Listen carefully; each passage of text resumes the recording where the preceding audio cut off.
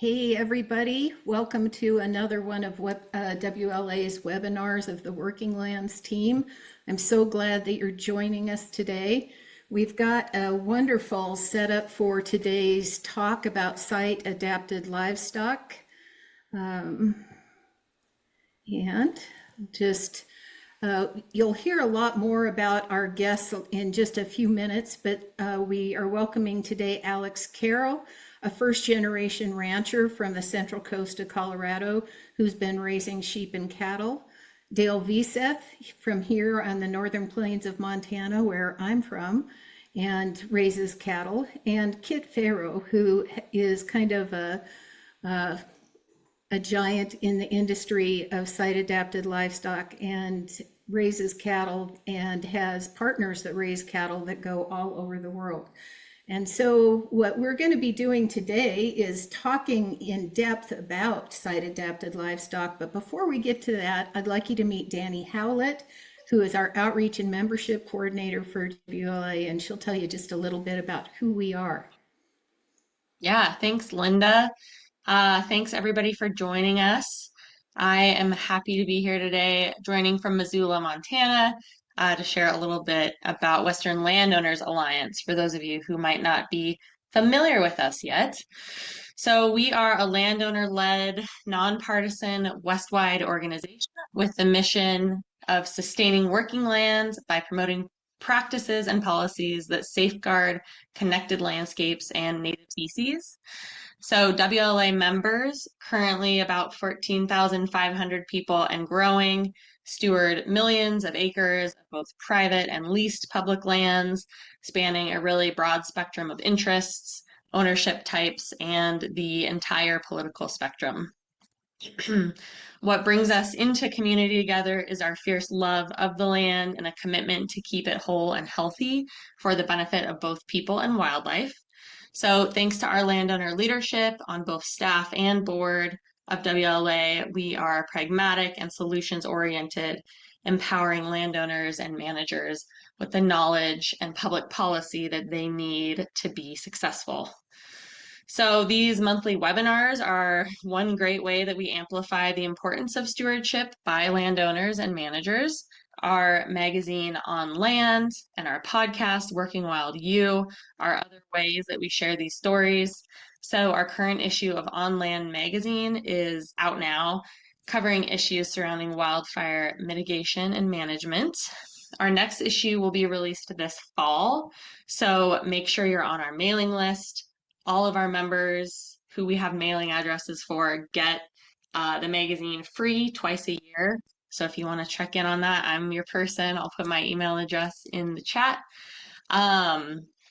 The third season of our podcast, Working Wild You, which will be on grizzly bears, is currently in production, and you can subscribe now wherever you get your podcasts to listen to the past seasons and any, awesome bonus content and episode previews. So, quick disclaimer before I turn it back to Linda. We like to recognize benefits from various management approaches here at WLA. And the purpose of our webinars is to share practical information and provide an opportunity for land stewards to exchange knowledge. By sharing the good work of our speakers, we're not necessarily making a commentary on the value of any one management practice over another. These practices are simply options that landowners can explore further. So thanks again for joining us today to talk about site-adapted livestock.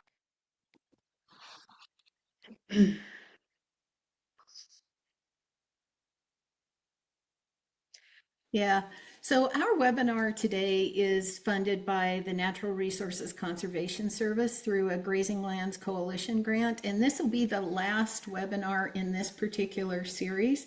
But WLA goes on with these webinars, and so we'll be doing these at least monthly. And just check in at our website, westernlandowners.org, if you want to know more. If you see any value in this, join, get in touch with us, join WLA, and consider having a donation if that's something that fits for you. So as we talk about everything in WLA and the Working Lands program, we're really trying to think about economic support for environmental or ecological stewardship. So if we can't be profitable, we can't continue as land stewards. And so this series and all the work that we do at WLA really thinks about the triple bottom line of sustainability. And so what we will be talking about today is site adapted livestock, but there are so many different pieces that go together to think about what that might mean. And my guess is that people might have different definitions or things that they think about when it comes to site adapted livestock. So in terms of the disclaimer that Danny just gave, this is just my way of what I think about it. You know, when we think about having livestock that really fits our land, the first thing that we think about is, does it fit the environment, the forage that we have, the climate that we have, and those types of things. But there is so much more, because in order to be able to be successful, our livestock have to fit into our management system, our human family, the way we want to do things. It has to fit into our financial system, the finances. Has to fit into a way that you can market those animals so that you can be profitable. I've raised sheep and cattle and horses all my life, mostly doing sheep now. And so that has really highlighted to me another thing that I have to think about with site adapted livestock. And that's that my livestock share the landscape with other creatures. And since it's sheep, I'm always thinking about coyotes, wolves, bears, and things like that. And so site adapted livestock, how do we have a disposition in our animals so that we can care for them and be safe as we work with them, but they can also be protected or protect their young as they're going through their life cycle? We have to think about infrastructure. You know, it costs a lot of money to build a lot of fences, even if we're doing virtual fence, or maybe especially if we're doing virtual fence. Infrastructure costs us money. And last but not least, we are human beings with our own bodies. And so we have our own physical capabilities and limitations and things that we love to do. So it's really important, as we're thinking about site adapted livestock, to think about what we would like to have in our lives on a daily basis. So 20 years ago, I went to Ranching for Profit, which will be a topic that we cover in another one of our webinars, the landscape of learning. But I learned so much from them. And they had this very interesting thought process, which was, look at your livestock that you have today, and imagine that all the fences disappeared. They still had water, but the fences disappeared and you disappeared. You could only go in once a year and harvest whatever was still alive. So if you're, you know, gathering your calves so you can sell them with me, you know, gathering my sheep so I can shear them, sell the wool, sell the lambs. So if you had that system for 50 years, what would your livestock look like at the end of 50 years? And what would your balance sheet have looked like at the end of 50 years? Because if you take all your inputs out and what you think about is what your revenue is from the way you manage, it's a really eye-opening exercise. And I just realized that the lowest, you know, the lowest input, highest return ruminants that are out here are the ones that I can go out, get a hunting license, and then put them in my freezer. So what can I think about doing with the livestock that are on the land? These are all pictures from up here in north central Montana, where I live and where Dale is from too. And you know, these are the type of animals that we're running out here. So what can we learn from wildlife and from these wise people that you're going to hear today about how to have livestock that really fits the land? And as we're going through this, you know, whenever we started, or whenever we will start with livestock, we have a series of decisions that we go through. Am I going to have livestock? If I am, what species am I going to have? Am I going to have more than one? What breeds am I going to have in those species? What animals am I going to select from those breeds?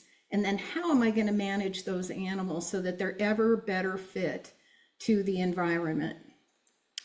We had a webinar a couple months ago on targeted grazing, and Lanny Malmberg from Goat Green put together this really nice slide that is really important in terms of stewardship of the land, being able to use our livestock as gardeners and producing the type of outcomes we want for the landscape and the wildlife that we share it with, and also in terms of profitability.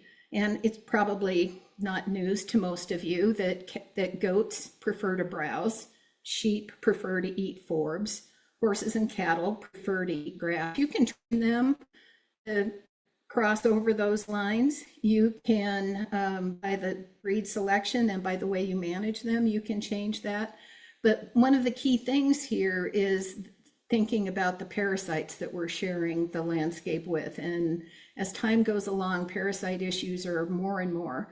And a simple way of dealing with parasites can be to alternate or to mix horses and cattle with sheep or goats, because they don't transfer their parasites between them. Sheep and goats share parasites, but those don't share parasites with the other species. So with that in mind, and kind of thinking about the shape of the discussion today, so this first hour, we're going to hear from these three wise people who are really coming up with side livestock in their own ways. We're going to hear from them for the first hour, and then the second hour is all going to be what we call an open range networking session, where everybody can turn on their video cameras. We would love for you to put questions in the chat all the way through this, but you can ask those questions yourself in the second hour, and we would really love to see a lot of discussion. So do use that chat feature and keep track of your questions so that you can quiz these guys. Some of the stuff we're going to talk about today can be controversial. We all have a lot of opinions about, and some of us have a lot of pride wrapped up in the animals that we raise. And so some of this might be kind of a paradigm challenge, and I hope that comes out. I hope we can really talk about it. But let's begin now by meeting Alex Karol, who is a first-generation rancher from the Central Coast of California. He is also the California Grazing Lands Coalition Coordinator. It's a group that Western Landowners works alongside. We are so excited to have Alex as somebody that we get to talk to and work with on a regular basis. And Alex, we have prepared some questions here, and where I would really love to hear from you as a first generation rancher. It hasn't been that long since you chose the species, the breeds, the breeding stock, and you've had things go along over time that have made you kind of rethink some of those. And I wonder if you could just paint us a picture of what your journey has been, what you've seen as the challenges, and what you're seeing as some of the solutions in site-adapted livestock. Yeah, yeah, happy to be here and talk about this. Let's see. So we're Central Coast. We're about 3 hours north of LA, about 3.5 hours south of San Francisco. Our ranch is 14 miles from the ocean as the crow flies, a Mediterranean climate. We get all our rain in the winter and basically none in the summer. So we're generally green grass, mostly annuals from December to like early May. Everything starts seeding out. But I've been in ranching for about 15 years. We started our operation about 10 years ago. And before that, I was working with mostly Dorper sheep on other operations and generally Angus cattle.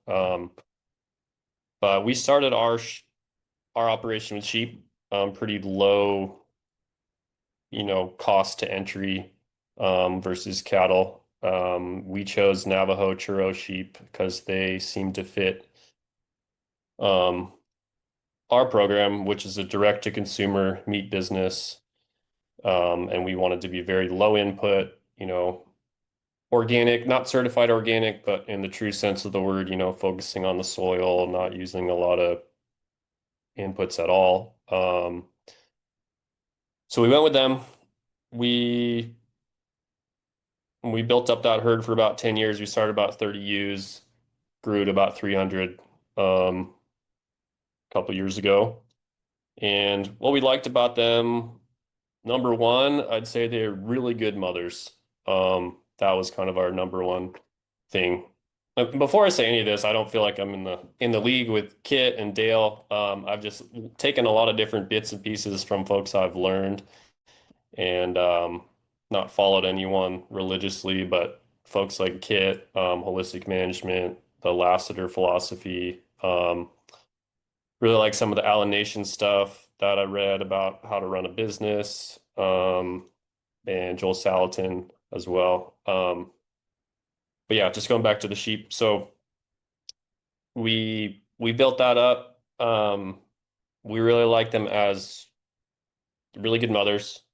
Real hardy. You know, we didn't feel like we needed to prop them up on much. They could do well on our poor feed, and they could provide us with a couple products. So they had kind of unique sheepskins that we sold. Their wool, natural colors, and the meat tastes incredible.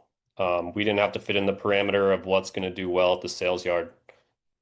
We just needed, to kind of tick those boxes. So we built up that herd. But we culled really heavily, taking, from the stuff that I've learned from other folks. We didn't prop them up. We ran them on range 24/7, except for a couple days of shearing. And they lamb all on pasture. If they had trouble lambing, we got rid of them. If they had, something weird that I didn't know what it was, I got rid of them. If they were really skinny at the fall shearing, and everybody else looked good, then I'd get rid of them. If everybody was skinny, then I was like, well, it's probably, a management issue. It's not these sheep that are the problem. It's my management that's the problem. But typically there was always a few outliers, and we just kind of kept getting rid of them. Temperament was also a big issue. If there was a sheep that drove me nuts, I would just get rid of it because I didn't have time for that. I really wanted them to work for me and not the other way around, which is something I learned from all the books I just mentioned.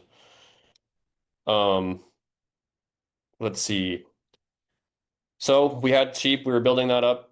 We started to add cattle in. We started with some Corrientes. I saw that I could buy really cheap roping steers and feed them up for about a year or so. And the meat was really good. They're kind of similar to the churros in that kind of Southwest adapted um, model, but the horns were always an issue when they went into the kill box for slaughter.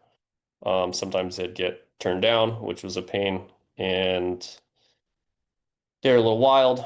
And I didn't love that, so I stopped doing that. So we moved to low line Angus, um, which seemed to tick boxes of, when you started reading about them, smaller framed. I found more ribeye per acre. All those things really spoke to me, especially, like I said, for our direct-to-consumer business.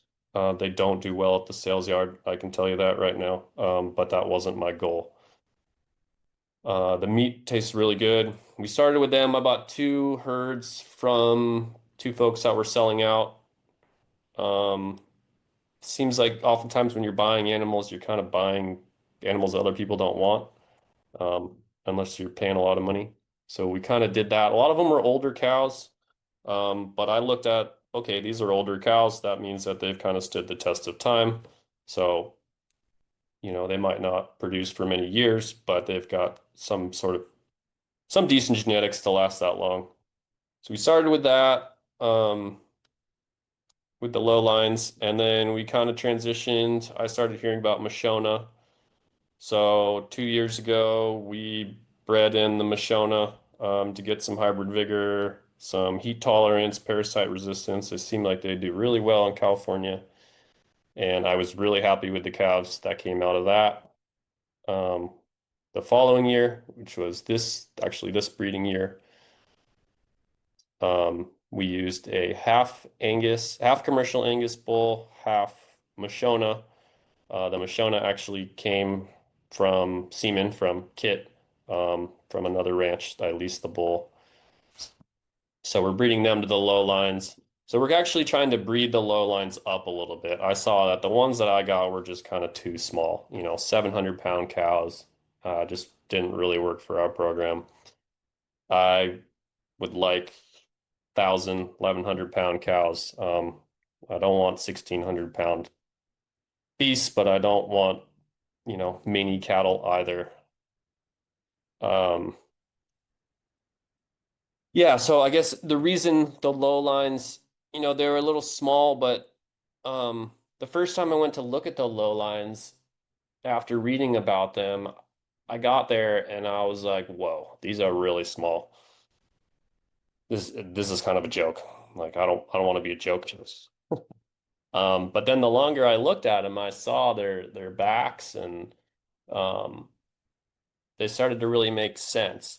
And this is a business. This is not a beauty pageant. I don't care if my neighbor thinks that my cattle look silly, because if they can make me money um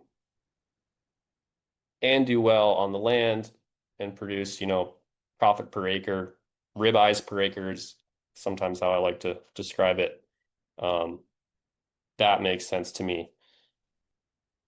So we've gone with that. Now, another recent change, about a month ago, we sold all our sheep.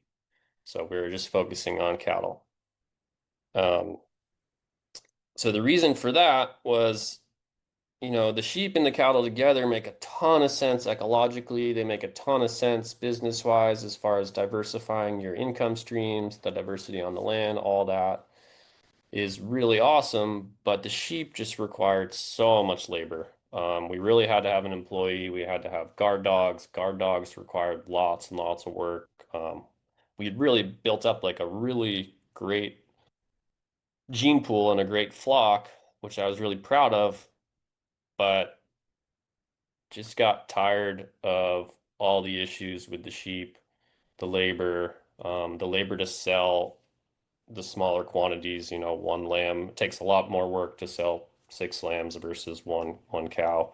Um, just the quantity difference, also the fact that most people just no questions asked, eat beef, lamb. You have to work a little harder to sell it.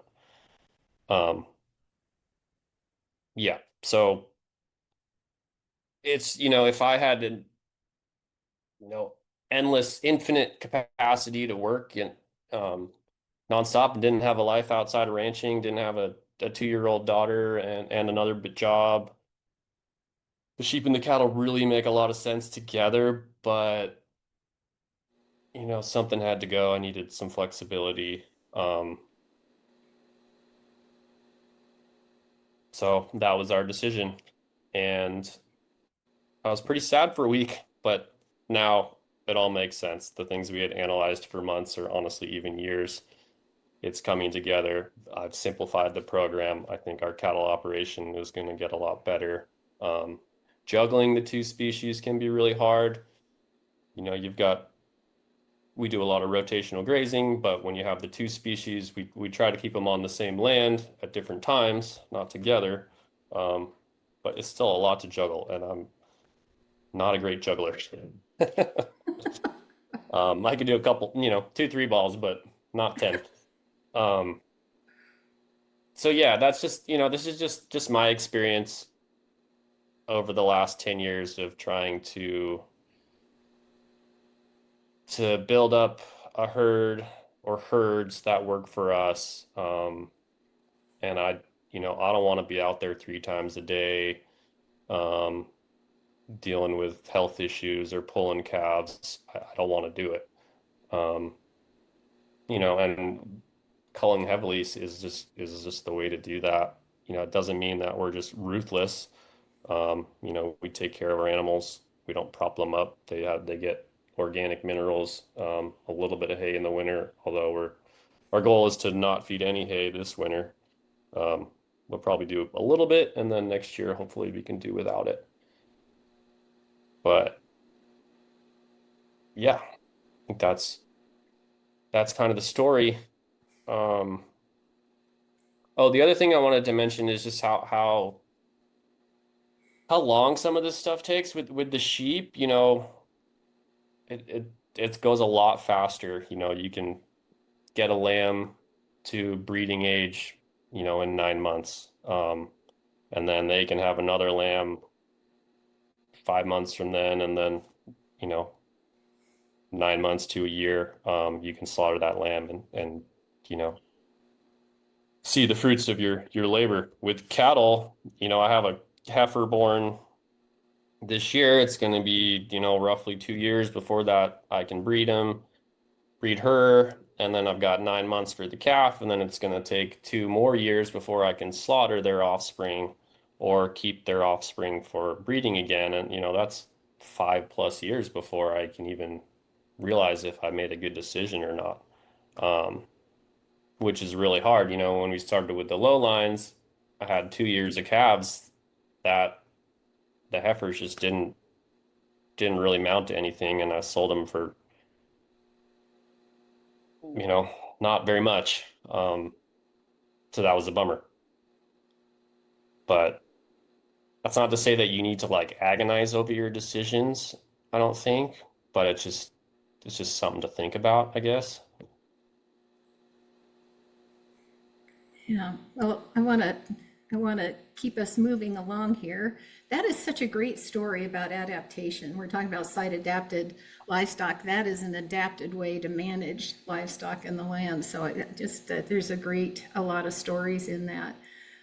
We'll move on now to Dale Veseth, who is another person up here in the north central Montana prairies, and he's been producing seed stock for decades now and has an academic background in genetics and has been working on these site adapted livestock too. So Dale, I'd like to welcome you, and can you give us just a couple minutes, a sketch of your ranch and your livestock operation? Tell us a little bit about your ranching context. I'll try to keep it to a couple minutes here, Linda. My story's a lot like Alex's. We ranch about 100 miles from the Canadian border in the Missouri River Breaks.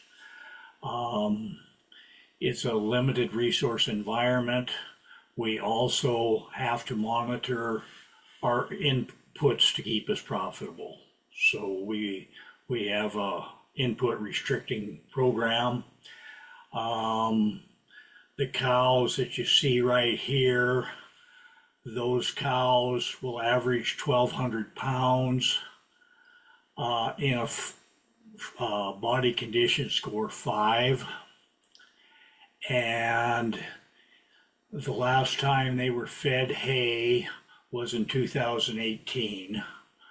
We had 88 inches of snow that winter. It was a record-setting year. And that year I fed 3,000 tons to our cow herd. It wasn't especially a profitable herd. What I do like to try to get them through, typically these cows are grazed year round. A typical year, a cow gets 200 pounds of 32%, 200 pounds in a winter of 32% protein, a sack of free choice mineral, and a sack of salt. And that's kind of the inputs we have on these cows. The mature cows go through the chute once a year. From that, I went to AI school when I was 15 years old. That was 48 years ago. We haven't AI'd continuously, but we have used that as a genetic tool to improve our livestock for a long time. We went to fixed time breeding on our young cows and heifers. And in the last 27 years, using those techniques, we have AI'd over 9,000 head. Our main criteria for selection is the cow has to bring in a live calf every year for as many years as we can. And to focus on the female like this, we will run cows on range nonstop for 11 years. And when we get to the end of that time, I will take that subset of cows that are left, and I will take the best out of that, and we will put them in an embryo transfer program. And those are the cows that we raise our herd bulls for the ranch out of. Selection and culling, much like Alex's, we go through every animal's individually ID'd. On cows, they are weighed, body condition scored. We give them a disposition and udder scores at birth every year. Calves are identified at birth. We go through and hoof tape due to our extensive range conditions as a calving ease indicator. We also take calving ease scores. Bulls, we will add the above material we had there with, we will take frame scores on them. They'll have feedlot performance. We'll have ultrasound, and then they'll have to follow a BSE soundness exam. We follow the Tom Lassiter's philosophy in culling. If a cow has a problem, she's moved from the breeding herd to the beef herd. Academically, I graduated from MSU with a bachelor's and a master's in animal science with an emphasis in genetics. I was also executive for the Montana Beef Performance Association. Our herd is at least a 5-breed composite. The reason I have 5 breeds, at least 5 breeds in my composite, is that way we can maintain maximum heterosis or hybrid vigor and complementarity into my cow herd. And I use heterosis as one of my selection tools. Or yes, one of my selection tools. And my comment is, what does this mean for the average cow-calf producer? I will just run through what heterosis means for calculation on calf weaned per cow exposed. And I'll break that down individually with a crossbred calf at 4%. Maternally is your big kick through a crossbred female at 32%, and crossbred sire effect at 4%. That puts you at 40% more calf wean per cow exposed using this system. Our herd is also red. I found that I get a lot more bang for my buck when I'm dealing with red genetics. Well, we currently market about 100 bulls a year and 150 females out of this herd. My average price is $4,500 on my sale bulls.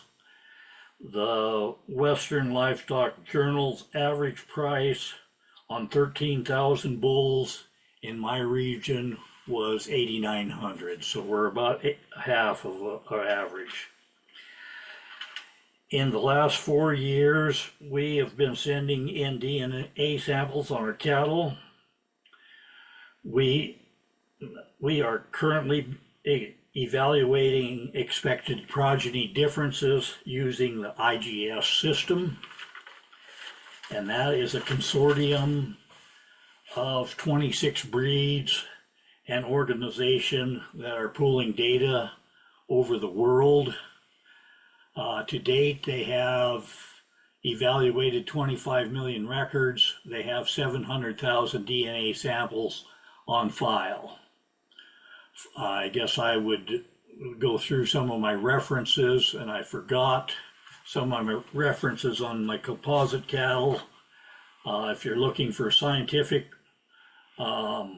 Reference for the numbers I got on composite cattle, I'd go to composite breeds to use heterosis at breed differences to improve efficiency in beef cattle. This is Gregory from Clay Center is the lead.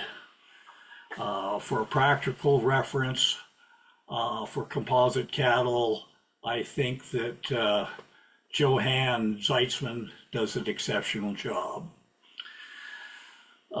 For explaining DNA in the IGS system, I'm a little old to be doing that, but I would send you, I think in my references I have Data Genie LLC. Does a very nice job and has kind of got us on the right foot. We currently have on the steer end of my calves, we have them currently in a Nebraska feedlot. That carcass data off 138 steers will also go in the IGS system. I guess the last thing I'd point out is this year our ranch became a cooperator in natural country beef, and we did this in part to collect more carcass data and also to understand our supply chain a lot better. And so I guess that's what I've got for a little history on this cow herd. Yeah, thanks, Dale. I think you covered a lot of the things we were going to get with the second question too. And Dale's program is so science-based that it can feel a little data rich, but everybody who's attending this webinar or signed up for it will get a resource list that'll come out next week along with the link for the recorded video. So you'll be able to dive deeper on those things. And you'll also have Dale's contact information in addition to Alex's and Kit's if you want to get in touch with them with the deeper questions.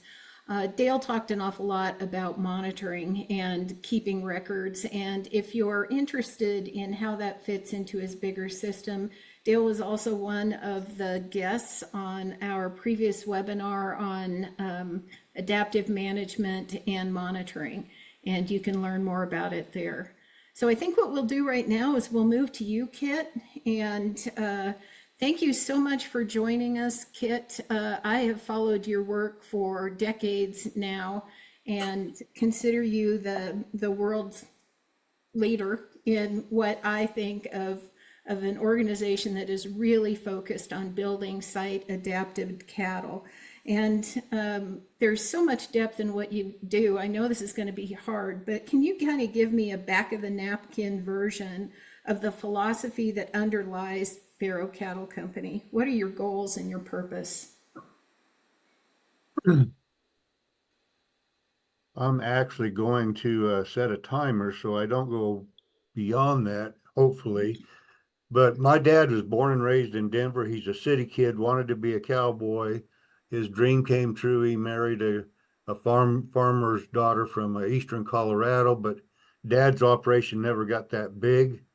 Dad had an off-farm job, and if he couldn't do everything himself, he just wasn't going to get any bigger. So I grew up on this small farm and ranch. I was 15 years away from it when I left home. We had an opportunity to lease over 3,000 acres of native grass in eastern Colorado and purchased a herd of commercial cows. And at that time, this is in the mid-1980s, the goal of the industry seemed to be, let's see how big we can make our cattle and how fast we can get them there. It was like a race, and I was about ready to jump into that race to, I can win this race if I want to. But I decided that, it doesn't matter how big our cattle are if they're not profitable. And that kind of hit home real hard. Again, I spent 2 years in this race and I could see, it's just not worth it. So I decided it made a whole lot more sense to maximize pounds and profit per acre, not per cow. And Johan Zeitzman in Zimbabwe is the only other person I've seen in the world say that. And we were saying it back in the late 1980s. Let's increase pounds and profit per acre, not per cow, because when you do increase pounds per cow, the cows get bigger. It costs more to feed her. It takes more land to raise a cow. Increasing cow size increases feed requirements, and you can run less cows. So it just didn't make sense to me. So we didn't really know where to go. We started with the commercial cow herd. We started taking away all the inputs. Everybody else was feeding a protein supplement. They were feeding hay, certain amount of hay. We basically have taken away all the inputs except sea salt. And at the same time, we were increasing our stocking rates. And I think in another interview, I told you, it takes about 15 years to figure out where you're going, because at that time you got 15-year-old cows that are still there. Until you weed out the cows that don't fit, you really don't know where you're going. But in 10 to 15 years, I could see exactly what works. And the high input cows fell out of the program. We were running more cows. It was costing less. The pounds in profit per acre were dramatically increased. So that's my answer for question one. I still have 1 minute, but I'll let you have it. You're generous. Thank you. Yeah, and I kind of shortcut my introduction to Kit, trying to catch us up on time. So I'll use up his minute and say that on Kit's website, there's just a lot of depth of information, as you can imagine from doing this work for decades. And I was really struck at how the goals that are in there, just the straightforward, this is what we're going to do. We're going to take care of our land, and we see the way to do that is through rotational grazing and taking care of the grass. We're going to stay in sync with nature by when we are calving, and that's going to save us a lot of inputs. It's also going to boost the health of our livestock. And at the core of that is these metabolically efficient, highly fertile cows that can perform without propping them up. And I've heard Kit say it and a lot of other people, are your cows working for you, or are you working for your cows? And that's why I'm so excited about this approach of site adapted livestock. And so now where we're going to go to kind of keep us on track here is to begin with the end in mind. I know that Kit has this amazing newsletter. You all should go to his website, and there's a place there where you could sign up for stuff. And he's got these weekly updates, and there's fun little quotes and cartoons, but there's a lot of good information in there. And can we wait to show these pictures till last? Sure, you bet. In fact, what I can do is stop sharing so we can see everybody who's here. So we both have a propensity for the work of Stephen Covey and the 7 Habits of Highly Effective People. And what he talks about is always beginning with the end in mind. Have that picture. Bud Williams used to talk about it too. You create what you anticipate. So I want to hear from Kit about, what are you shooting for in your seed stock program, and what does the just right cow or bull look like and do? 6 minutes. So I'm going to start where you don't think I'm going to start. I mean, we could talk about cows all day long, but that's not really what it's about. You asked, what does the end look like? What are we shooting for? I'm going to start by saying the cost of inputs for cow-calf producers has doubled in the last 20 years. I mean, they've gone up steadily for the last 50 years, but they really doubled in the last 20 years. And that means that the next 20 years, what's worked so well for ranchers the last 20 years won't work the next 20 years. We're going to have to do things different. The reason we don't hear much about the doubling cost of inputs is because cow-calf producers are receiving record high prices for their calves. I mean, the price of calves have doubled or tripled in just the last 5 years. We never thought we'd live that long. So it's easy to think, and I think most cow-calf producers, they get complacent and they think, well, this is going to last forever. Guess what? It won't. The average cow cycle lasts 12 years. That's 12 years from the one low to the next low, 12 years from one high to the next high. What goes up must come down. The last time we were in a situation just like this, calf prices dropped 50% in 1 year. I don't know very many cow-calf producers that can stay in business if their calves are worth 50% tomorrow or next year as what they're worth today. So, that's what I'm working on. You asked, what are we shooting for? My goal is to help more family farms and ranches stay in business in good times and in bad times. When this thing turns around, it's going to be tougher than anybody's ever remembered, simply because inputs have doubled. When calf prices break, what's going to happen to the cost of inputs? Nothing. Cattle prices go up and down, up and down, up and down through decades, from the beginning, from the 1800s, cattle prices will go up, then they come down, go up and come down. Inputs will go up, up, up. And therefore, I'm afraid that when this thing comes to an end, it's going to get ugly out there. And so you asked for what we're shooting for. Again, my goal is to help the family farms and ranches stay in business. Everyone looks smart when it rains and when cattle markets are high, but we get complacent. And if my neighbors are selling calves for half what they're selling for this year, it's going to get ugly around here. Inputs have gone up. The age of cow-calf producers has gone up. I just see a end of things that the way things used to be. I'm going to have enough time here. I'm going to tell you about the just right cow. You said, what does a just right cow or bull look like and do? So I'm going to make a statement about that, and then I'll let you show those pictures if you want. The just right cow will be extremely low input, low maintenance. And maintenance requirements, that's survivability.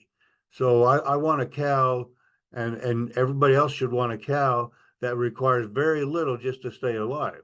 Now, once she meets those requirements, she can start putting on fat, and reproduction will not take place until maintenance requirements are met and reproduction is started. She'll be moderate in size. She won't be a low line. She'll be moderate in size. She will be 2/3 body and 1/3 legs. Now, I want you to think about that, or you can go ahead and start your pictures now if you want to. But, if you drive around the country, you're going to see most cattle are about 50% body and 50% legs. That needs to be 2/3 body, 1/3 legs. Our smaller frame cows will weigh more than most people's bigger frame cows, simply because they have more body and less airspace. The low maintenance type cows are going to be able to reproduce with much less inputs than the mainstream cows. So you can just flip through these, or nothing. If I see something special I want to talk about, this cow here these cows are on my ranch. I like to look at the older cows. They've done everything right. Are you going back and forth? There you are. So this is a 3.5 frame cow that weighs about 1,300 pounds. I mean, she's just solid cow. So go ahead. Let's stop right there and look at the cows should be wedge shape. I'm about to run out of time, but this cow is a 9-year-old cow. She's got a ewe-neck. All good cows that have had a calf every year are going to have a ewe-neck like this, and they're going to be wedge shaped. When you look at her from the side, she gets deeper and deeper and deeper from her head to her rump. When you look at her from the top, she gets wider and wider from her head to her rump. So go ahead through these cows.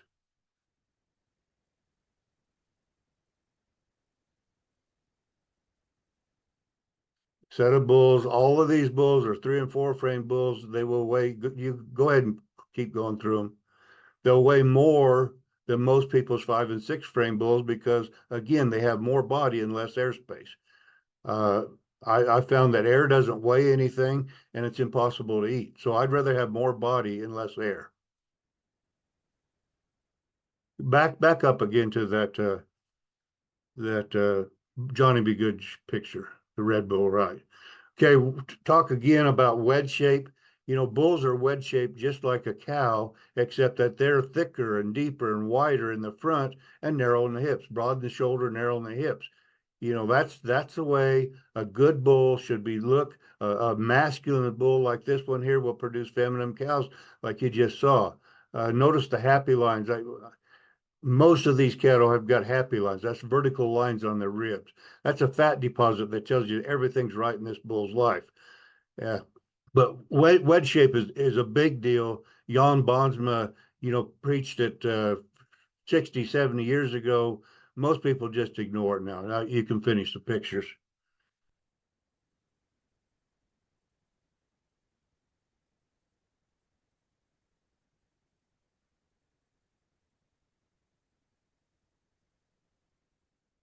And I'm done. I hope you're going to ask me another question. I am. You're not done. Yeah, you're doing an amazing job, Kit, for just power packing in information and within the time frame here. So our last question for you is to frame this up for people. You're selling cattle and have for years across North America, but now you're selling cattle into Australia and South Africa, and I don't even know where all else. And that means that you are taking cattle and making them fit in all these different environments that have different forages, weather, topography, markets, management styles, diseases, parasites. When we talked earlier, Kit, one of the things that you told me was just, a big part of this is just having healthy cattle, that you don't need to prop up having a good immune system. But I want to know kind of specifically, you told me that a key to this is culling, right? What you don't keep and you do breed. So can you tell me specifically about how you're producing these type of cattle that fit in all these different contexts? And what are your selection criteria? And lastly, does the place and the way that the cattle are raised matter? Can you raise the cattle that fit in Missouri in Montana, or vice versa? And thinking about epigenetics here. So have at it. You threw a lot more at me than I was prepared for. Yeah, but you're good. We've got our genetics working very well in 4 of the 7 continents. I was involved in a bull sale in Australia for 4 or 5 years. That bull sale is still going on without me, but it's 100% our genetics. What I've found over the years, and again, I've been at this just about as long as anybody, but I'm going to back up a little bit. We have zero tolerance. I think I heard Dale and Alex say the same thing. We tolerate no excuses. They will wean a calf every year or they're gone. If I happen to be running around showing somebody my cows and calves and I run over a calf and I've got to put him down, I sell the cow. That wasn't her fault, but if she'd have been standing closer to that calf, I wouldn't have run over it. So I blame the cow for everything. If a coyote gets a calf, I blame the cow. So there's zero tolerance. We have almost no inputs. Sea salt, we rotational graze, we calve in sync with nature. Sea salt would be pretty much our only input on this ranch here. And I'm going to go into what I found is that low maintenance cattle, and that's what we didn't know what we were looking for 40 years ago, but low maintenance cattle is the key to this. We want cattle that can meet their survival needs and go on and start growing and reproducing much quicker than other cattle. They'll do more, but these cattle will work in almost any environment. Every environment we've tried to put our philosophies and our genetics in, it's working. So we've got seedstock herds, cooperative herds from our program in 12 different states. And those states will range from Minnesota all the way across to Texas, from Alabama all the way across to Montana. We also have a seed stock herd in Canada, but in 12 different states. And no, they don't all look the same. They all started with the genetics from my Colorado ranch. So we're starting with extremely low input cattle, and we're putting them in different environments and forcing them to work. You talked about Missouri and Montana. From Missouri, eastern Missouri, western Kansas, all the way straight east to the Pacific Ocean and Virginia. This isn't a native grass, but that's been taken over by indified infected fescue, which is very toxic to cattle. So we took our the cattle in Colorado that had the best hair coat, and we sent them to Missouri. And we started doing this back in around the year 2000. And it doesn't take long. If you're tough on cattle, the cattle that are left 5 years later, they have a tolerance to the fescue. So we have a fairly big program in Missouri that raises fescue tolerant cattle. We raise the cattle on fescue, we develop the bulls on fescue, and we sell them to ranchers that have fescue.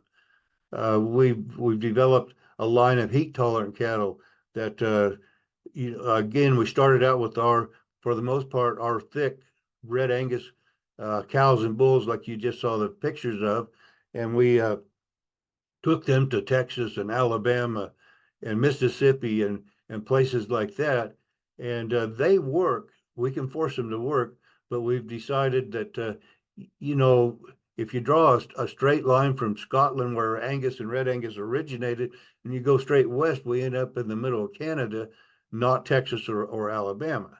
And so, the light has to come on and say, okay, what do we need? Well, I don't want any Brahma in our cattle. Brahma are too big for our program. They're inefficient. They're not very fertile. They have disposition problems. So we went and we looked at the Mashona, which Alex mentioned he loves in California. Mashona, Romo Sawano, Senepal. I mean, those are our go-to breeds. We have some Tulis, but we're breeding those to our thick, heavy-muscled, easy flesh and deep-bodied red Angus cattle. And man, we've got the one picture you did show in the beginning was a Mashona red Angus cross, a bull, but they work. I think, again, I'm going to emphasize that the low maintenance requirements is the key. I don't need a scale or anything else to measure low maintenance. I just need to take the props away, require these cows to live on their own. And, I think not Dave Pratt, but Stan Parsons stole that 50 years idea from me, because I was saying it before he was. That kind of caught me off guard. But back in the early 1990s, and that was before you went to school, I was saying that, and I didn't learn that. But what happens when you put these cattle in their environment with no input, that's the kind of cattle you should have. The Aleutian Islands has several herds of cattle up there coming off the coast of Alaska. And man, I love the pictures of the low cattle. I mean, those are 3 and 4 frame cattle. They're thick. They're 2/3 body, 1/3 leg. That's what happens in a tough environment with no input from man. No poron, no parasites. Probably I still have a little bit of time, but we don't treat for parasites. We evaluate and score. I think we've evaluated and scored 18,000 bulls for fly resistance. Nobody else in the world is even thinking about it, but fly resistance is huge in this business. We now have several herds that have 1/4 of the flies of everybody else around. The latest thing in our program is, we DNA test for A2A2, which is a beneficial milk protein. Our best cows and calves are A2A2. And the last thing we're doing is we're DNA testing for tennet, which is beef tenderness. The guy that found this DNA test for tennet, he went to the big AI studs, and he said, "Can I test your bulls?" Less than 2% of their bulls were tenant. And he came to us and he says, and he begged me for 2 months before I allowed him to do it. And he's 2/3 of our bulls, our AI sires, were tenant. And I think it all goes back to low maintenance. Cattle that were selected for extreme growth or for more and more growth, they've lost their beef tenderness. Low maintenance cattle, man, they're good to eat. I shared a little bit about that a couple of weeks ago in our weekly email, but this is huge. I remember growing up, and others that are my age, we could take any old cow out of the pasture, butcher her, and the meat was tender. That stopped about 30, 40 years ago when we started making cattle as big as we could, as fast as we could.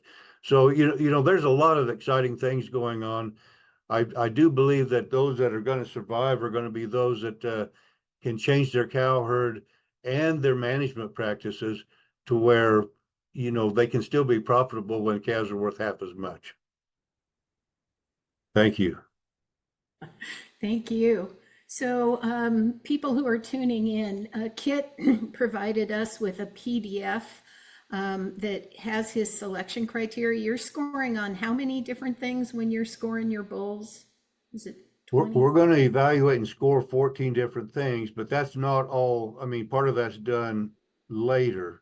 But in the evaluation, Allie, we're looking at masculinity. Or you want me to tell you Sure. what we're looking for? Yep. Masculinity is the first thing we're looking for. All of our bulls are developed on grass, slowly, naturally on grass. They will not fall apart. They will breed twice as many cows as a feedlot developed bulls, and they will last twice as long. So, we're doing things the right way there. But I want a bull at a young age to look very masculine, early maturity, and that's we took Johann Zeitzman, his he I don't remember what he calls it. We call it a grass efficiency formula, and every bull has got that done. But in the alley, we're looking for muscling, masculinity, thickness. Thickness is not muscling. That's that pounds of bull per inch of height. We're also looking at the hair coat. Hair coat is critical. It doesn't matter if you're in Canada or Mexico. A good hair coat is critical. It's indicative of a healthy animal that fits its environment. And that's what it's all about. If the animal doesn't fit its environment, you just as well sell out and go sell shoes or something. Feet, hair coat, we're looking at the feet. If an animal doesn't have good feet, so we've got a score from 3 to 7 on the pastern structure, 3 to 7 on the hoof, on the toes. Disposition is critical. Flies basically, I think I skipped over that, but we do the hair coat and then we do the fly resistance, and basically we're just counting flies. That's all done in the alley. We calculate the grass efficiency, low maintenance, those things we do elsewhere. Level hips, this is a deal that Bondsma talked about years ago and everybody else has forgotten. I mean, every animal has this came from Bondsma's book, but every animal has every animal man has not messed with has a tremendous slope in the hips. You can see here the one to the right. Look at what the pelvic opening that the calf comes through is going to be twice as big as it is on the left. That affects calving ease. Scroll down just a little more to the pictures. When I look at the Angus Journal, the Red Angus Journal, beef publications, I see almost all animals have a level hip, just like this top picture. That's just, the show ring likes that. The seedstock producers like that. Everybody thinks it looks good, but it's not right. I also see a high tail head. Steve Campbell from Idaho says that's an infertility bone, and it is. In contrast, this eastbound and down bull down below, this is a a bull that's born and raised on fescue in Missouri. Look at that slope. I mean, that's you just don't see that in other herds. But we're not going to tolerate anything like the picture above him. I don't know what else you got. Long-bodied cattle is a optical illusion. Everybody wants a long-bodied animal that looks like a rectangle, not a wedge. We talked a little bit about wedge a little bit ago. Whenever somebody goes through my herd and says there's a long-bodied animal, it's the worst one in my herd. It just lacks depth. I've just for the comparison, and this started back in 1998. I started measuring the length of cattle, the same frame, and most of them the same frame will have the same length. Those that look long-bodied are just shallow, narrow. They don't have much body to them. Yeah. Whoops. Sorry. I don't remember what this was about. I think this is more of the long-bodied stuff. Okay. Oh, these are wedge-shaped, and you've gone over that already. Yeah. No, I think this is something else. Wedge shaper right coming below. Oh, I see. There's the wedge ones. But that, the industry likes rectangular cattle and bulls, cows and bulls, and that's just not the way God created things. In my live presentations, I'll get to talk about wedge shape, a bull and a cow, they're opposite directions, and I'll say, can I have 5 men come up here to the front and sit on this bench? So visualize 5 men sitting on a bench, side by side, touching each other. Where are they going to touch? Shoulders. Shoulders. And then I say, okay, ask your wives to come up here and sit side by side. Where are they going to touch? Not at Hips. the shoulder. It's not brain, it's not, rocket science. It's just, let's go back to what nature teaches us, and a few good people, good cattlemen that observe what nature is doing. So we have had so much more good information packed in here than we thought we were. We're running behind, and we have one more question for Dale and Alex and for Kit. I think we'll hold that right for the end, because we do have some questions in the chat, and we have one more story here that I would love for people to hear just a little bit about. Weaver Ranch in New Mexico is here today. Willard Heck, and I think I see Christy too. And they're the people who originally brought in Mashona cattle. And it's an interesting story of why they did it and how it worked. And I wonder if Willard or someone would unmute, and there you are. Take it away, Willard. Thank you for doing this. Well, thank you for your interest, and it's been a great presentation so far. I learned a lot already. Even though we've been in this while, you always learn new stuff. So anyway, Mr. Weaver, Jim Weaver, and I are biologists by training, so I didn't grow up in the cow business, but he had some background in farming from Illinois. But at any rate, he was we're both bird guys, and he was doing some bird surveys in the back country of Zimbabwe, back in far from civilization, so to speak. And he noticed apparently it was the dry season, and he took note of the cattle back there, which were Mashonas, and they just looked horrible. It was the dry season. They were skinny. It's just like, good God, how do these things make it? And when he got back to civilization, so to speak, he was asking guys, what's up with those cows? They just look horrible. And everybody goes, oh man, no problem. When the rainy season comes, because they have a dry season and a rainy season, they all get fat.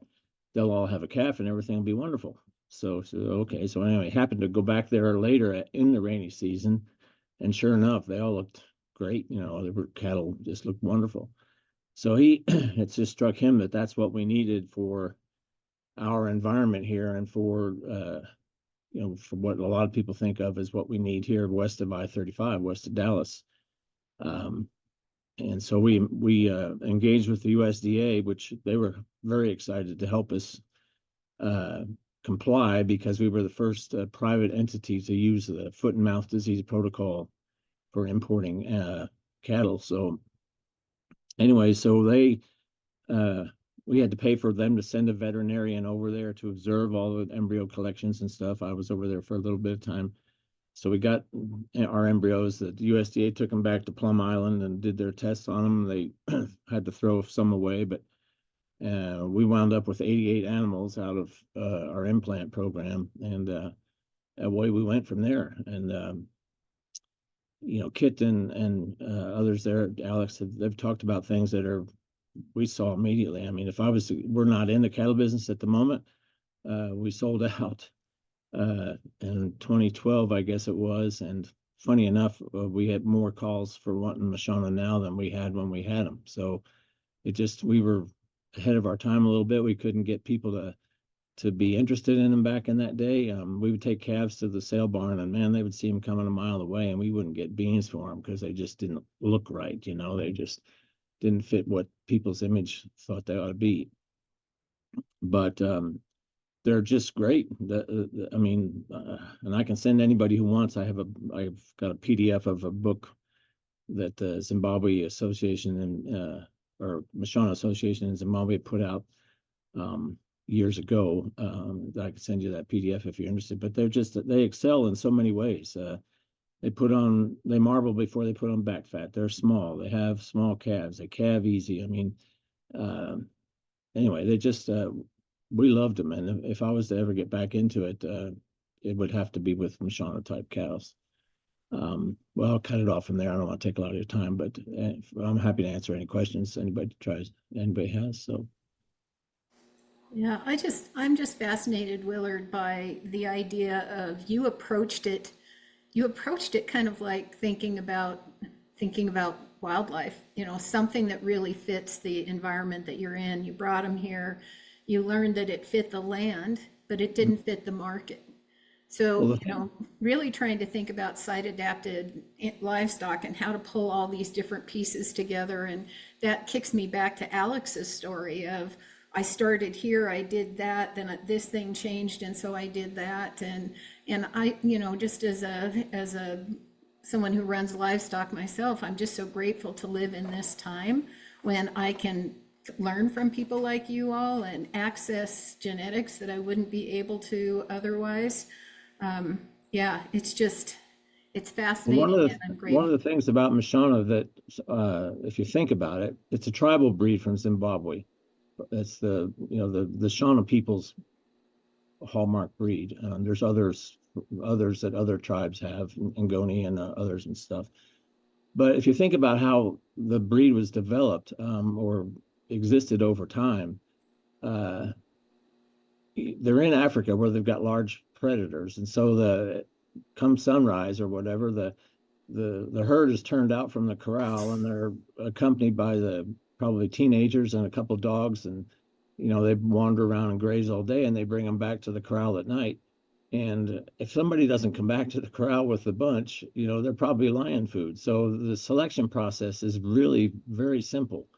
And they probably don't have capability, and I'm not trying to be inappropriate in any way, but in a tribal setting, they're probably not saying, "Oh, I'm going to put that bull with this cow and do kind of genetic mixing." It's just whatever's natural that fits in that situation. So they just have a lot of traits that are composite traits, basically. I mean, by nature, because if they didn't fit that situation and they weren't purposely selected for anything except survivability, I guess, then they didn't make it. And so that's why in my mind, that's why they're so good at so many things, is because they haven't been messed with by people trying to get a better EPD on this or that or the other thing. And so listening to what Kit has to say, it's perfect thinking. It needs to be a natural, well-balanced animal. And that's what Can I interject? Sure. Think about this. Those cattle never get to graze at night. They're shut up at night. Right. So they've got to get out there and hustle in the daytime and avoid lions. The other thing I thought was interesting is that I haven't calculated this year, but last year our breed that was the highest percent tenet, which is beef tenderness, is the Mashona. And I think that's The only reason is because nobody's messed with them yet. You Yeah. just give us time, we're going to mess them up. Yeah.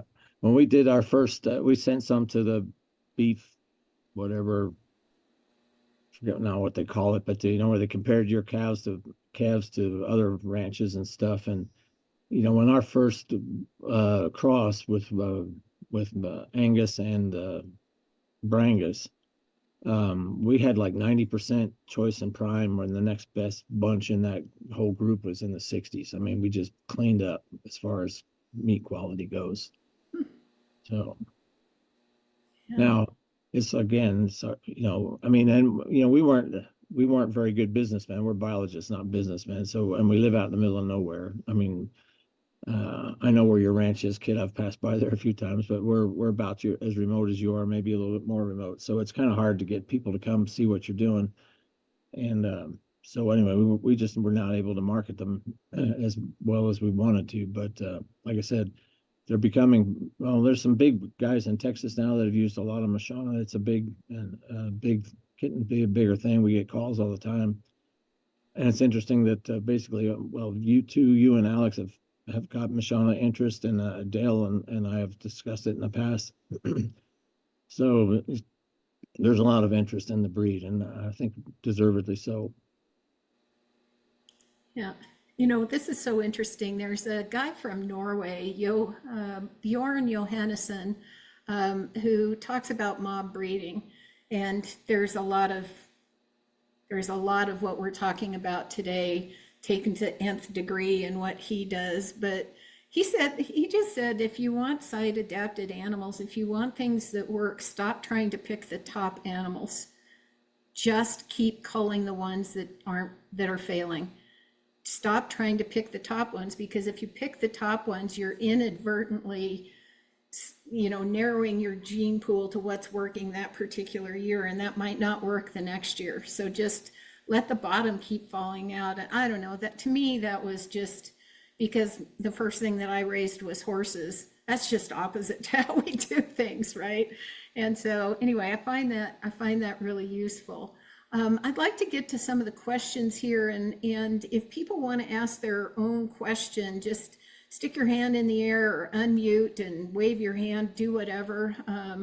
I'd love to have you just ask your own question. Sisto, are you still here with us? I'm not seeing. Might have had to leave. He's got a question in here. Maybe I'll just ask it because I'm not seeing Sisto. His question, when I was asking Kit about what about genetics that work in Missouri versus Montana, Sisto had a particular version of that. Better question, can you raise cattle in South Dakota that will thrive in Arizona, New Mexico mountains? And I don't know who wants to take that question. It looks like you, Kit. Have at it. You know, the New Mexico and Arizona mountains are probably we're dealing with a high altitude deal. This is another thing, congestive heart failure, we're DNA testing for. I think it's a whole lot more accurate than PAP testing. You know, PAP testing can be totally opposite from one day to the next. Oh. Be different vet, different day, different, you know, somebody uses a hot shot. So the DNA, and this is bullseye genetics in Nebraska that we have the best luck with. You know, I wouldn't want to take a high risk animal to the mountains anywhere. But again, you know, if survival of the fittest works, and it does work, you know, you can take a herd of cattle to 8,000 feet, and the survivors will still be there 10 years from now. So you can, you know, going back to you know, all the old people when I was young said, well, you can move cattle north and west, but you can't move them south and east. And, you know, that still applies. But I found that we can get around that. Again, the hair coat issue. You know, if I've got average hair coat in Colorado, it's not going to work in Alabama. We've got 2 herds in Alabama right now that originated here. But they've adapted to that. But moving cattle north and west always works. The high elevation deal, we had a high elevation bull sale in Wyoming for 2 years. And Tim Holt, who does the pap test, he invented the pap test, but he tested our bulls. These cows, shipped in 3 truckloads of cows from here, eastern Colorado, elevation 4,000 feet, to ranches that are 7,000 and 9,000 feet up there. And when he tested our bulls, he says, you guys have got a higher rate of bulls that pass than the ranches has been here for decades. And again, it's going to go back to, we have low maintenance cattle that have never been pushed for more and more and more growth. When you push for more and more and more growth, you get an animal that's too big for its heart and circulatory system. So it all comes full circle around. I mean, that's why the Mashona, nobody's messed with them yet. Give them time. Corriente, nobody messed with them yet. Just give them time. As soon as we start messing with these breeds and selecting them for what we like, that's when we're going to mess up. Yeah. Okay, we've got a question here from Steve Francis. Steve, are you still in the room, and do you want to ask your own question? Just unmute if you do. Okay, I'll go ahead and ask it. And I think that this is kind of like could go to all three of you. How important is understanding your soil and understanding your forage options and the long-term potential of sustainable management? I'm most familiar with what Dale does, so I know that soil is a big part of what he does, but maybe you other two do too. So how important is it to know what's going on with your soil?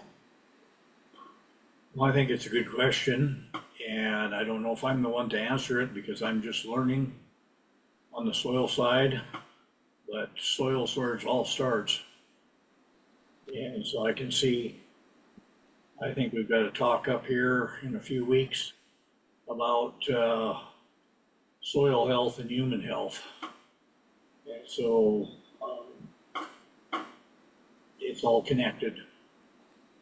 Yeah, so Dale's referencing a talk that the Rancher Stewardship Alliance is going to have with Sarah Keogh. It's another place to find some good information is the Rancher Stewardship Alliance, ranchstewards.org. Claudia, are you here?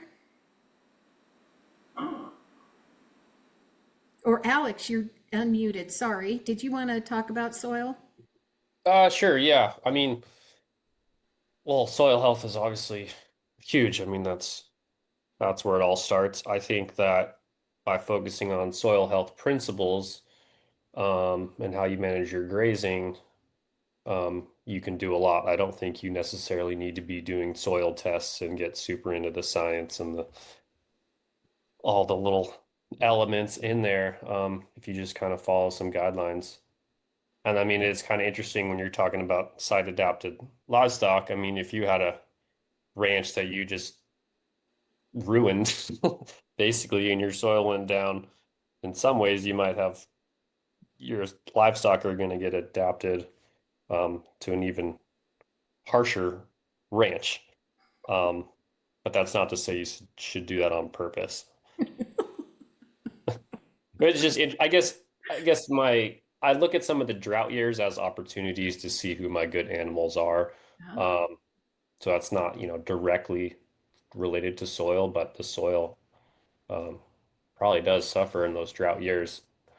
But you can help it not suffer if you did a good job in those good rain years. Yeah, well said. Kit, you want to chime in? I didn't mean to cut you guys off. I'll chime in.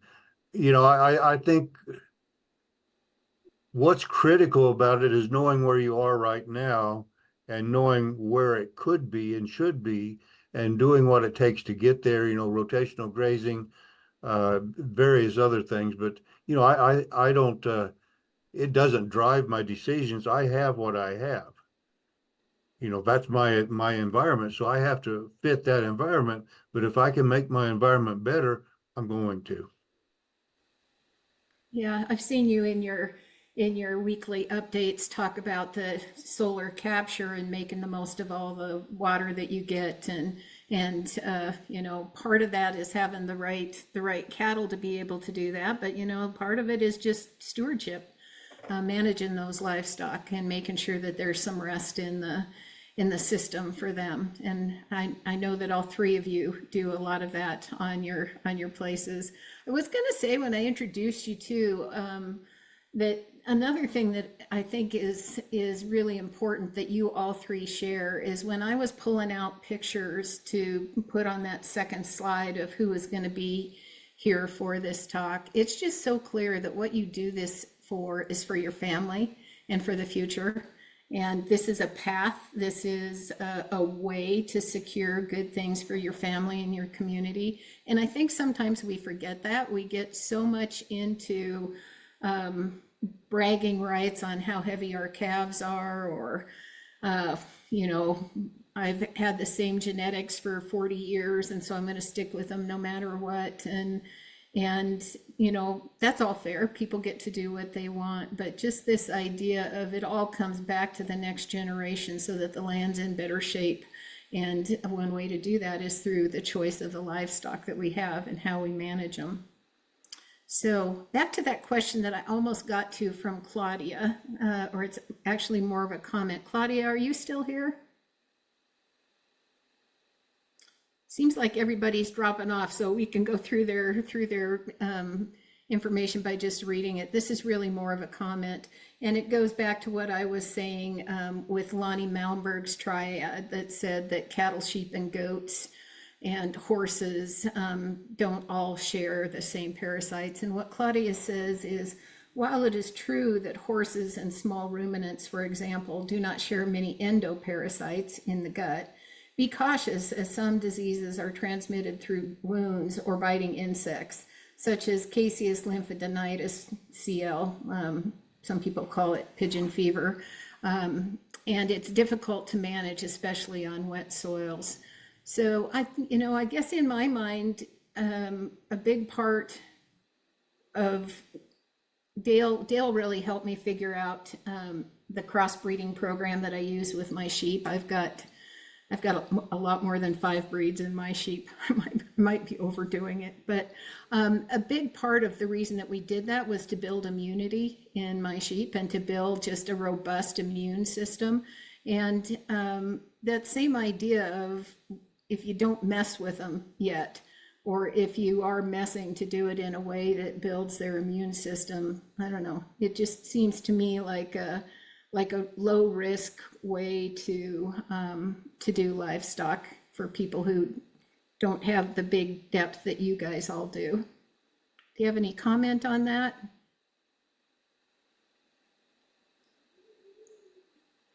Not seeing anybody come off. Not seeing I'd like anybody. to say that I think anytime we can maintain or increase biodiversity in our livestock is one of the concerns I have. That I think we should take it. That I think there's been a wide erosion of diversity out there. And I think we're already paying for that in some ways. Mm-hmm. Most of the major cattle breeds have some kind of genetic defects. And I think that's just looking, breeding stuff too tight, maybe too much single trait selection. Yeah, I was laughing at the picture that Kit had for the nice slope on the hip, because that sure looked like an impressive horse. Impressive is the name of a stallion in the quarter that just rocked the quarter horse world. If it's not him, it just looks a lot like him. Gorgeous looking horse. He won everything that you could win in the halter horse world and the quarter horse world back when I was young, a million years ago. And so everybody bred all their high-powered mares to him. And the next thing that they knew, they had a bunch of animals that would just fall over. Their muscles would just give out. And if it was their heart muscle that gave out, they'd just die on the site. And it was a genetically linked muscular issue that was there. And I don't know if any of you are familiar with the statistic, because my brain doesn't hang on to numbers, but somewhere along the line, I read the breadth of the genetics behind modern corn. It just, it's like this wide out of that wide. And also for Angus cattle, it's just like most of the animals come from particular lineages, and that just seems like a danger point. I know I'm a wildlife biologist, and I know that that's something that we really work against when we've got species that we're trying to recover. Dale, when we were talking before, you talked about the role of heterosis and then complementarity, and I think what I heard you say, and I probably won't get it right here, but you use heterosis. Let's see, I'm trying to find my notes. Maybe you can just say it so I don't bumble, about the heritability of traits and how you use complementarity versus crossbreeding to get things to really work in a system as you're building up your herd. I guess as I look at problems, I like to use different sets of tools. So say if you wanted to increase yearling weight in your cattle, that's a highly heritable trait. That'd be pretty easy to do. You'd go find a big yearling weight sire, use it naturally or artificially, and you'd make no progress there. If you have other traits that aren't as highly heritable, and I wanted to throw some out, those have usually been characterized as fertility, calf survivability, and longevity.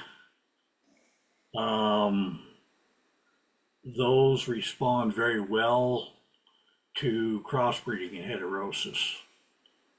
And so I guess my comment is appropriate tools. If you think you have problems with fertility or longevity in your cows, maybe instead of having straight bred cows, you should cross those.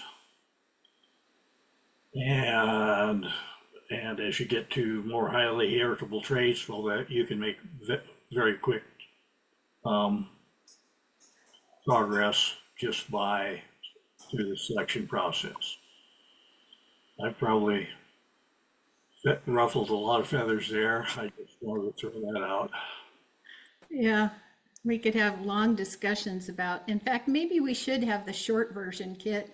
I loved when we had our pre-meeting here, when you were talking about how you use EPDs. Yeah, and some of the antagonistic ones. EPDs are by far the best selection tool we have. It's unfortunately almost everybody uses them the wrong way. I mean, we can select for growth, and within a few years, we've got much bigger, faster growing cattle. But in that same time period, we're losing this and losing that. So there's an antagonism against, I said over and over and over and over again, low maintenance requirements. Maintenance requirements are made up of three things, and that's milk, growth, and size. So if we keep selecting for more growth and more size and more milk, we'll have a high maintenance animal that's not going to work in the real world. So there's antagonisms there. Both the Red Angus and Black Angus fairly recently came up with a maintenance energy EPD. And when we started 40 years ago, that was not available. It's probably just come about in the last 15 or 20 years. But all of our cattle, even though we didn't use that tool, we forced them to do more for less, and we excel in that area. I think I told you that we've got thousands of Angus cows and bulls in our program. Every one of those are in the top 5% of the Angus breed for maintenance requirements. We didn't do that on purpose. That's just what survives. I'm going to challenge Dale a little bit on his thoughts. He's exactly right. Traits that are very lowly heritable excel when you crossbreed, and growth is very heritable. Some things aren't. When I went to college, and this has been years ago, and they were saying they said, well, fertility is not heritable, and this is where I'm going to challenge Dale. My leadoff article in my fall newsletter that just arrived at everybody's email boxes yesterday. They say that heritability or fertility is so inheritable that you shouldn't even select for it. Well, I disagree. I think it's the most important trait we must have. And yes, you can crossbreed to maintain it, but you don't have to. Fertility is more a function of fleshing ability or easy fleshing ability condition than anything else. Fleshing ability is more a function of low maintenance requirements than anything else. Low maintenance cattle meet their survival needs, and then they go on to put on fat, and then they can reproduce. Both fleshing ability and low maintenance requirements are highly heritable. Therefore, it stands to reason that fertility is highly heritable. I would say, the farther I've gone down this road selecting for fertility, low maintenance requirements, fertility is going to increase. So it's, I guess anybody's interested can go to our website and read our fall 2025 newsletter, and that article is on the front page. Anyone else want to chime in? There you go, Dale. I guess I just plead the fifth. Sounds like a pretty good argument. Well, you're safe. Your name there on Zoom says Janet Veseth, so you're incognito, Dale. Nobody will know. Yeah. So we have a question from Heather Mills that came in early. I see you're still here, Heather. Do you want to ask your own question? Sure thing. Hey, Alex. I just had a question about your comment, how your goal is kind of to not feed any hay in about a year, that you might not have to feed hay this year. I'm just curious what your strategy is for that. Does it have to do with your numbers, or is it more like you're working on your rotational grazing plan? I'm just curious what your strategy is, if you don't mind sharing. Yeah. Well, I think rotational grazing strategy is a big part of it. The ranch we're on now, we've been on for 4 years, and it was run pretty hard before, so there was that factor. But we've definitely seen improvement. And then, just the stuff we're talking about with, culling animals that don't do well. Eventually we're going to have animals that can do well without the hay, and we're kind of reducing it. We're not just going to go from feeding all the time to zero.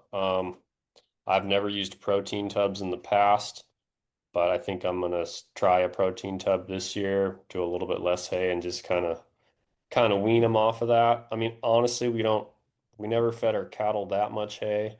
We fed the sheep a lot more hay. I think it had to do with the close management that they needed, as far as like going out there to feed the dogs, check on them all the time. Didn't want them way on the other side of the ranch that when it rained, I couldn't get to them. That type of thing. So, yeah, that answers your question. And we can do that here. There are places you might not be able to do that with snowpack. But yeah. Thank you. Awesome. I might jump in there too. We went from a high hay intensive ranch to basically no hay, and a lot of it is the grazing system. In the past, we would go from pasture to pasture, and then you'd end up and not have any feed left and need to feed them supplemental feed. And we got more intense with our grazing. We have right now our cows, just because of the environment we're in, we have a stocking rate of 67 acres per animal unit. And you can cut that if you want to do some hay. if you want to reduce that. So we upped our acres in our stocking deal, but we also went to a twice over. We have a time control grazing to start with, and so we get a lot of regrowth or stockpiling of feed, and then those cows ran over that in the dormant season.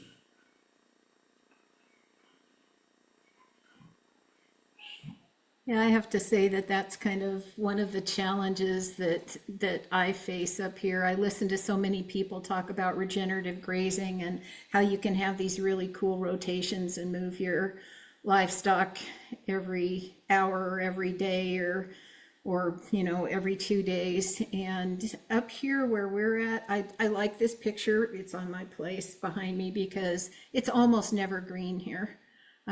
Where we are on the northern prairie, grass is green about 3 months out of a year on average. And if you're doing regenerative grazing, and if you're not somebody who has virtual fence or a full-time stockman, it's like most of the time, by far most of the time, your animals are going to have to be eating decadent or older vegetation. That's what stockpiling is. It's like you don't get to graze it at the perfect stage of vegetative regrowth. And to me, another piece of this that we haven't talked about much is the epigenetics part of this. And Fred Provenza, a big hero of mine, really has talked a lot about, and it goes right in line with what Kit and Dale and Alex have said, and that's managing your livestock the way you want them to run, and so the idea of, yeah, it's tougher to be able to get these animals to do well on dry feed. But the only way you're going to have a cost-effective operation up here is they've got to be able to eat that dry feed. And it was like Kit talking about the endophyte infected fescue too, being able to have livestock that can do well on that. And part of it is just putting them in there and taking out anybody who doesn't prosper. It's not an easy thing to do. See one more question in the chat here from Fred Seavey. Fred, are you still here? Are you hanging on at this late moment? I don't see you. So Fred's question, I would guess this goes to you, Alex, because you're the only one who said you're running Corrientes. What's your experience with Corriente cattle as far as their adaptability, hardiness, and performance? We ran some Corriente stalkers for a few years. Like I said, I saw from business, well, not just business, but roping steers are really cheap, but they fit, I felt like they kind of fit the model of site adapted. And I could buy low and sell them high for grass-fed beef. My issues, and I was, I started with stalkers. I was thinking about getting cows and breeding them, but one of the biggest issues was the horns in the kill box for our grass-fed meat business. We'd bring a few in, and then there'd always be one that would get turned down, and it was just frustrating. I mean, we could do it custom, and we're mostly selling whole and half, but it was just a deal I didn't want to deal with. But I mean, as far as how well they did on the ground here with like zero inputs, great. They did amazing. I've heard some folks around here say, oh, Corrientes can survive off of rocks. And that may be true. I thought the meat was incredible. A lot of people say, oh, Corrientes taste like crap. That is just not true. They marbled really well. We rotated them. Thought they were incredible animals. I just didn't like the horns that much. I'm not a cowboy. There was issues with the horns in the corrals. I've got a young daughter and just didn't want to deal with that. I wanted a little more docile breed. But if you got a bunch of cowboys and you've got some hard, dry ground, I think Corrientes could really work. They didn't work for my program, but they could work really well for somebody else's for sure. Have at it. Corriente is America's version, southern America's version of the Mashona. You know, this is what survives generations of nobody taking care of them. And therefore, and I'll challenge Alex a little bit. You know, marbling is great, but marbling isn't what made them so great. It's their tenderness. And just like the Mashona, just like our low maintenance Angus and the low maintenance, anything that's low maintenance, it's a tenderness. And the new tenant test for that is it's amazing. Any breed that's been grown or selected for extra growth doesn't have it. We used to have it 40, 50 years ago. We don't have it anymore. But Mashona, Corriente, they excel in those areas. And marbling is only 10% of tenderness. So, you know, the Wagyu, out of 200 head, only one Wagyu animal has been tested tenant. They just don't have it. I mean, they have marbling, but they don't have the tenderness. One of our satellite herds, Eastern Oklahoma, Rob Pierce, he was doing everything the status quo way. He was losing money. He says, I've had it. He said, he just sold everything. And then he ran across our newsletter and started reading it. And he said, wait a minute, you know, maybe some of this makes sense. And he bought 300 head of Corriente cows. And they are the most fertile cows, the most, you know, everything's right. They'll cost half as much to raise as anybody else's cows. But he's since taken those cows, bred them to our Red Angus bulls, and now we have them back into our heat tolerant program. We're the only ones in the world selling bulls that are 25% Corriente. Rob calls them Crenties, but that's the way they talk in the South. But, you know, they do amazing things. You know, I was a little reluctant, but once you see and look at the conception rates, I mean, if you have a herd of Red Angus across the fence from a herd of Corriente in eastern Oklahoma, where it's hot and humid, you know, they're just adapted to just about any environment you put them in. So I'm a big fan. It looks like Ellie Gage is on here, and she's a big fan too. Ellie, you want to sing the praises of Corrientes? Coming to you from my kitchen here. Yeah, you know, I don't have a ton of experience with them, but I would say in our experience with the Corrientes, we love them. They are so efficient. They are delicious to eat. We just recently banded the horns on our adult cows, and they haven't fallen off yet. I'm not really sure how long that process takes. But for the same reasons that Alex mentioned, they beat on each other a lot. If you have to bring them in the corrals or anything, they're just thumping on each other with their horns. So that was our reason for banding the horns on the adult cows. We've never had to doctor one for foot rot. We've never had pink eye, you know, a lot of the issues that we had with our Angus cows, which I still love many things about the Angus cows as well. We have our cows out with the Angus bull right now. The Corrientes are out with an Angus bull. So that's our first experience crossing them, intentionally at least. It's happened accidentally before. So yeah, looking forward to seeing how that goes. But we are in the high desert in Central Oregon, and fairly rough, steep, dry, rocky country, and they utilize it so well. One of the things that was really interesting when we were running both Corriente cows and Black Angus cows in the same area, and we'd go out and check on them, and the black cows would be down in the in general anyway, would be down in the riparian trying to stay cool during the heat of the day and really kind of spending a lot of time down there. And the Corrientes were out during the heat of the day, spread out and up the hill and grazing everywhere. And that was just really cool to see, like in real life, you know, on a repeated day-to-day basis. So I'm a big fan of the Corianis. Yeah, thanks for sharing your experience, Ellie.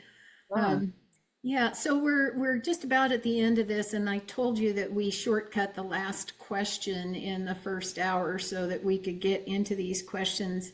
And I'd like to go back to that for a closeout. And I see people are kind of falling off like flies off of a well-bred cow, because the well-bred cows now, remember, we're scoring them for fly resistance. Uh-oh, did we lose Kit? Oh no. Hopefully he'll come back. But what I want to do in these last few minutes is to just go back to Alex and Dale, and if Kit will come back, just kind of get your closing words, just in maybe 3 minutes each. Answer anything you want out of this. What's your advice for folks? Key lessons that you've learned in terms of site-adapted livestock? What do you see as the return on investment? This is kind of a major turnaround for some people. It takes time, it takes energy. Is it worth it? Is there anything you do different now based on what you've learned as you've gone along? So out of that hodgepodge, just pick out whatever you really want to answer. It looks like you're unmuted, Dale, so how about you go first? Okay, I guess my closing, I wanted to say that I try to let the environment help me select my cattle as much as possible. That this is where they're living. This is, if you can find cattle that are happy in your environment, those are the ones you should select. Kind of a form follows function. And we do that by having short breeding dates, things like that. We breed both our cows and heifers for 50 days, but the ranch for 30 years has only kept the heifers that bred in the first 30 days. And then on the cows, we'll do the same thing. Sometimes with circumstances, you don't have the opportunity, but if I have lots of cows, we go in and the vet pulls off those late calvers. So I guess that's what I'd like to leave you with. I guess the other thing is some of these tools are kind of two-edged. We have to go in and collect data on these cattle, so they have to be identified. So our cow has to distinguish the difference between a human tagging her calf and a coyote that is going to be a predator. And so in both cases, if we can't get them handled, or if they don't take care of the coyote, well, they're both culls. So they have kind of thin lines. I guess that's about all I had. Thanks.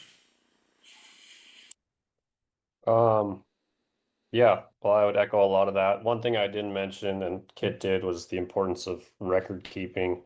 That's huge, I think, just to know where you're at, who does well, just those little notes you make over time when you see things, they seem like nothing, but it gives you something to base selections off of if it's not something you can see right away.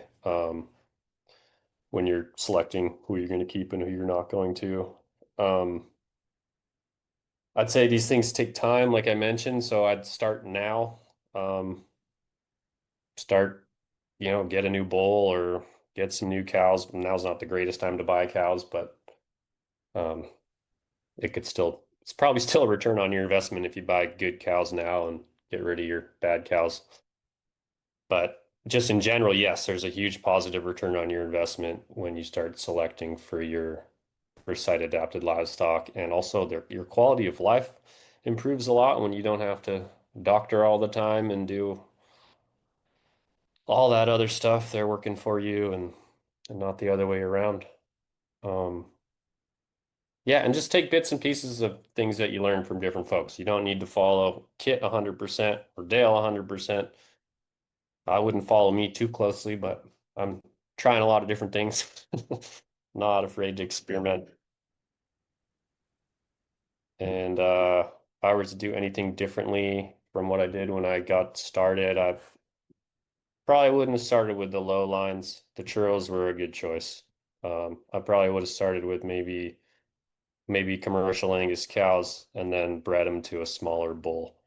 But I learned the hard way, and that's usually how I learn. We have a lot in common, Alex. Kit, you know the questions because you're so on top of how to do these webinars. You know what? Ask them again. I hit the wrong button and I left the meeting temporarily, so I have no idea what the question was. Okay, well, it was the question that was at the end of the first hour that we never got to. So pick Oh, what well, you I already want. answered that one. Yeah, well, based on everything you've heard here today, then, and I'd like you to just reflect on that and kind of, I'll let you bring us home on this for this webinar today. You know, parting words for those of us who are really trying to do the best we can to get livestock that work for profitability, improve that profit margin per acre. What's your advice for us? And I've spent a lot of time on this, and it's not promoting my program or anybody's program, but we're receiving tremendous prices for our calves. Everybody is. And like I said, everybody looks real smart when it rains and the market's this high, but it's not going to last. Whoever's listening now needs to get prepared for when the markets drop. They'll come back again, but it's going to take another 12, 14 years for them to come back up to this high and higher. But, whatever it takes to be profitable. Another article I wrote in my newsletter is easy money. And you've seen that article before in my updates. I've just expanded it in the newsletter. But the easiest money you'll ever make is the money you don't spend. When Ben Franklin said a penny saved is a penny earned, he meant it. And it still applies to every $10,000 or $100,000 today. So, you can't go out and buy $100,000 pickups and stay in business, not stay in this business. This business is going to get tough, and only the tough are going to survive. And, there's some good things going on out there, but, man, I just, when I read the general beef publications, I'm not hearing anybody saying what I'm saying. And I think when the market crashes, everybody's going to say, man, I didn't see that coming. And they didn't. Except everybody who was on the webinar today and everybody who reads your newsletter. So Well, they're going to get a heavy dose of it because I'm very concerned. Yeah, well, it's an inoculation is what it is. It helps us to be able to withstand the disease when it happens, is to know that it's coming. And with that, I'd just like to say thank you to everybody who was speaking today, to Dale Veseth from Montana, to Alex Karol from California, to Kit Pharo from Colorado and cattle all around the world.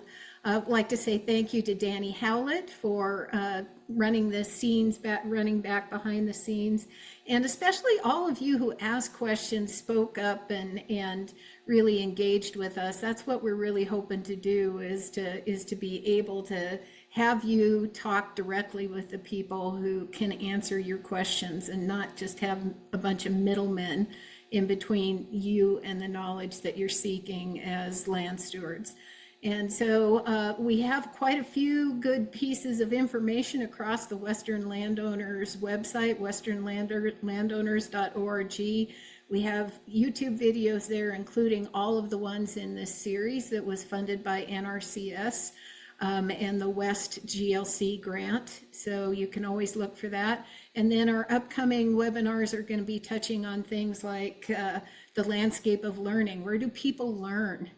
What's the value of having a really good mentor versus going to a intensive workshop versus online studying or just looking around in YouTube? So, where are people finding that type of information? We'll be doing some more on multi-species grazing. We'll be taking deeper dives on where we started with adaptive management and monitoring, because if you can't measure something and you can't write it down, it's really hard to improve it and go on through time. The water program that we have has a series, a fall series, I think, of webinars coming up this year.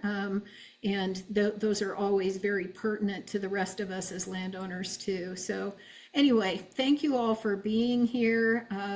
Stay tuned with us. You'll be hearing from us again in a week with the link to this video so you can watch it again, and with this incredible resource list that we're putting together from what Dale and Alex and Kit have shared.